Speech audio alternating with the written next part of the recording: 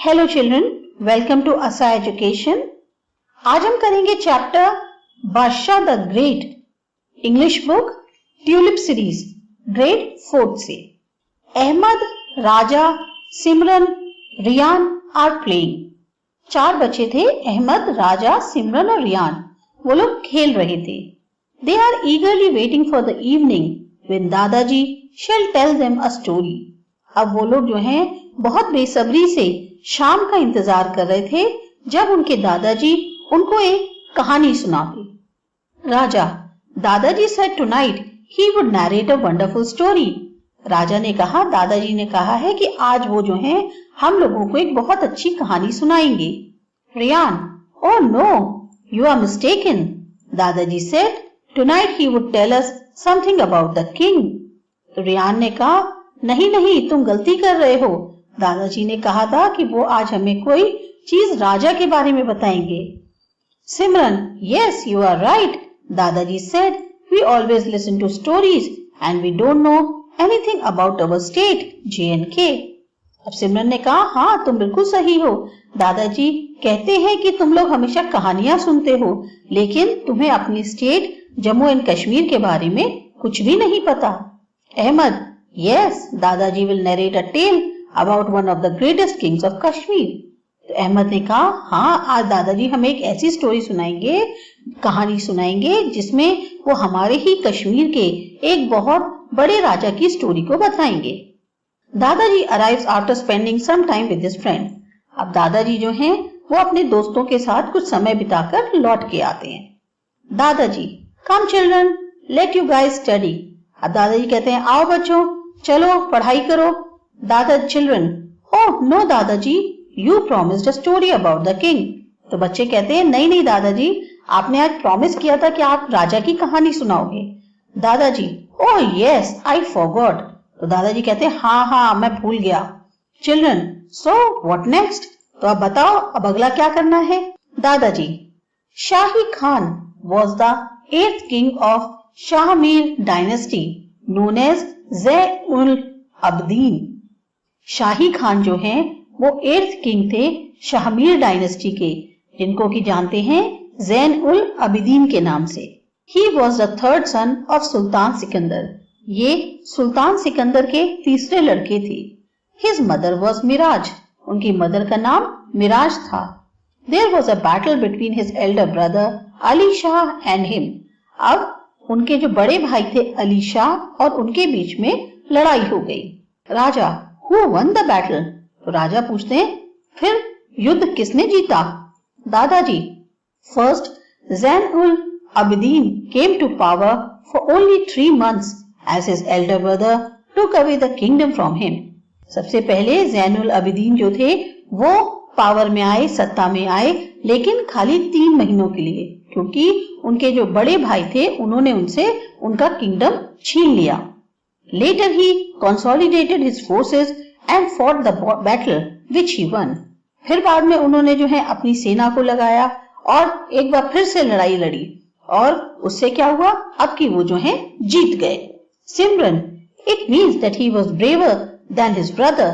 तो सिमरन कहती है कि अच्छा, तो इसका मतलब वो अपने भाई से ज्यादा बहादुर थे।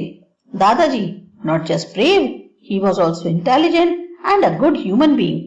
वो खाली बहादुर ही नहीं थे, बल्कि वो जो हैं बहुत समझदार थे, इंटेलिजेंट थे और साथ ही साथ एक अच्छे इंसान थे। He had developed friendly relations with Afghanistan, Iraq, Iran, Egypt and Tibet. उन्होंने बहुत दोस्ताना रिलेशंस जो हैं वो डेवलप किए थे अफगानिस्तान के साथ, ईरान के, इराक के, इजिप्ट और तिब्बत के।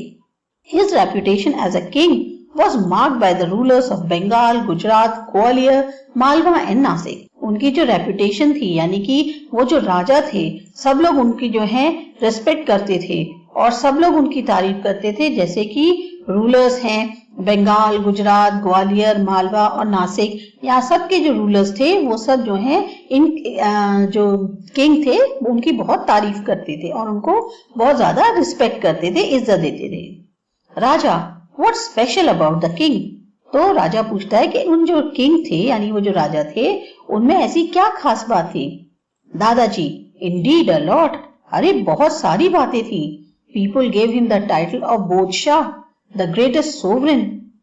लोगों ने उनको एक उपाधि दे रखी थी बोधशाह की, यानी कि सबसे बड़ा राजा.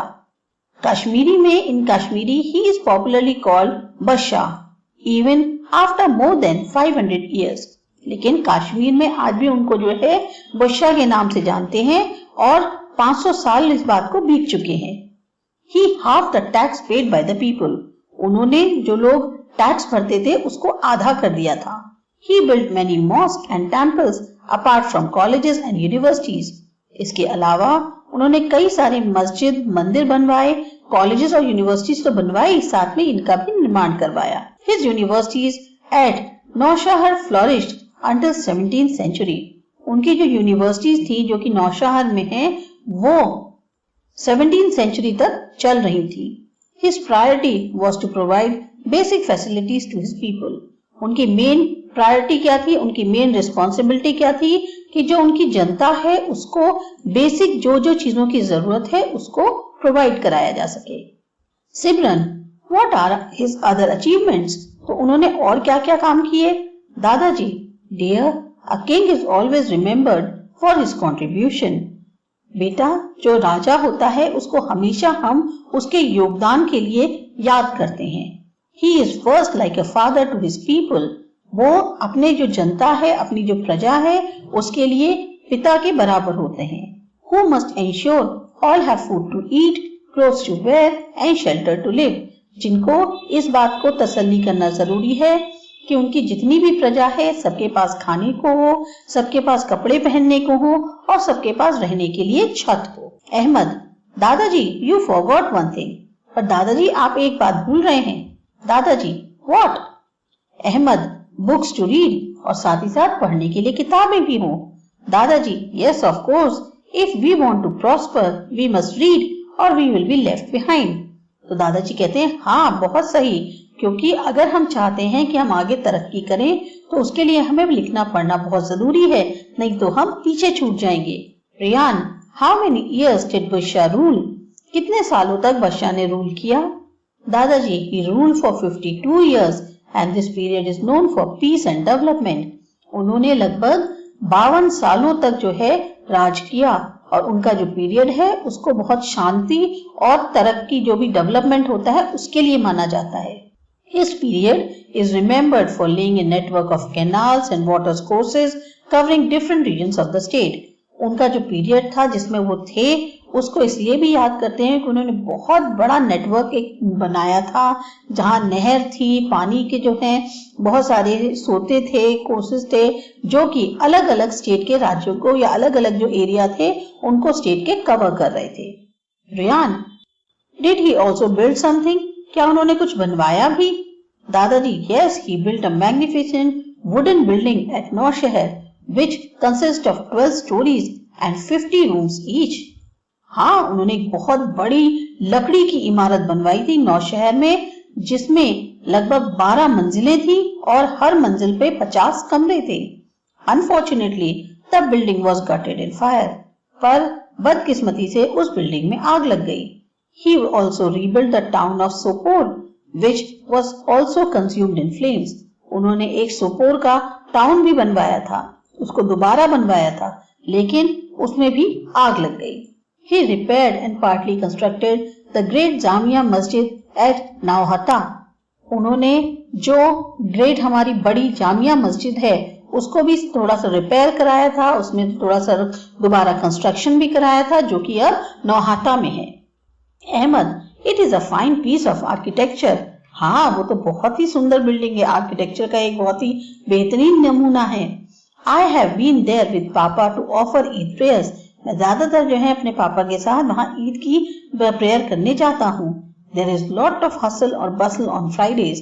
खास तौर से फ्राइडे के दिन वहाँ पे बहुत ज्यादा चहल पहल रहती है.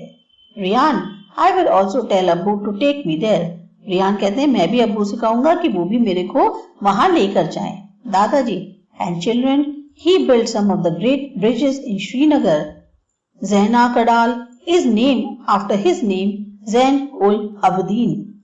और बच्चों, उन्होंने और भी कई सारे बड़े बड़े ब्रिज कंस्ट्रक्ट कराए थे श्रीनगर में।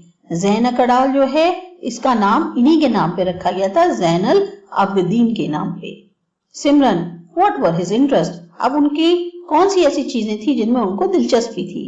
दादाजी, badshah was influenced by Sheikh Nuruddin Wali, the great Sufi saint. बादशाह जो है वो बहुत ज्यादा प्रभावित थे शेख नूरुद्दीन वाली से, जो एक बहुत बड़े सूफी सेंट थे। The king was fond of language and literature. King को जो भाषा होती है और जो हमारा ज्ञान है, लिटरेचर है, उसको पढ़ने में बहुत ज्यादा रुचि थी। He wrote Persian prose and poetry under the pen name of Qutub. उन्होंने पर्शियन प्रोज और पोएट्री भी लिखी जिसमें उन्होंने अपना नाम लिखा Qutub. Great works like the Mahabharata, Rajtarangini, the History of Kashmir, written by Kalhana and Purans were translated into Persian। बहुत बड़े बड़े काम जैसे कि महाभारत है, राजतरंगिनी है, हिस्ट्री है कश्मीर की जिसको कल्हाना ने लिखा था, और जो पुराण है उनको पर्शियन में ट्रांसलेट किया गया था।